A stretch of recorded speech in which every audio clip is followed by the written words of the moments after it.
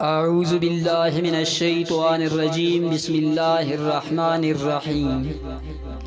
ایک مرتبہ بصرہ کے کچھ لوگ حضرت رابعہ بصری رحمۃ اللہ علیہا کی خدمت میں حاضر ہوئے اور کہنے لگے، اے رابعہ، اللہ تعالیٰ نے مردوں کو 3 ایسی خصلتیں دی ہیں جن سے عورتیں محروم ہیں۔ اول یہ کہ مرد کامل العقل ہوتے ہیں جبکہ عورتوں کو ناقص العقل قرار دیا گیا ہے۔ یہی وجہ ہے کہ 2 عورتوں کی گواہی ایک مرد کے برابر ہوتی ہے۔ دوم یہ کہ عورتیں ناقص الدین ہوتی ہیں اور اس کی وجہ یہ ہے کہ ہر ماہ ان کو چند دن نمازوں سے محروم رہنا پڑتا ہے۔ سوم یہ کہ اللہ تعالیٰ نے مرتبہ نبوت پر ہمیشہ مردوں کو ہی فائز کیا ہے اور آج تک کوئی عورت نبوت کے منصب پر فائز نہیں ہوئی۔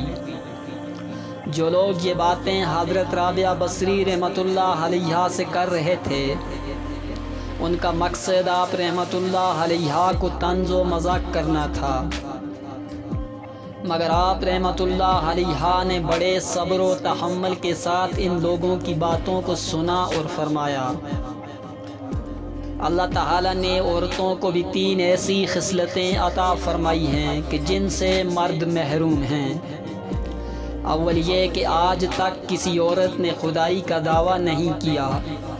یہ خاصہ بھی صرف مردوں ہی کے حصے میں آیا کہ انہوں نے خدائی کا دعویٰ کرنے سے بھی گریز نہیں کیا۔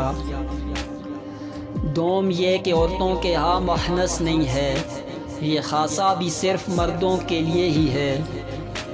سوم یہ کہ یہ بات درست ہے کہ اللہ تعالیٰ نے کبھی کسی عورت کو مرتبہ نبوت پر فائز نہیں کیا، لیکن انبیاء، صدیق، اولیاء کرام اور شہداء جتنے بھی ہوئے ہیں وہ عورتوں ہی کے بدن سے پیدا ہوئے، انہی کی گود میں تربیت پا کر پرورش پائی۔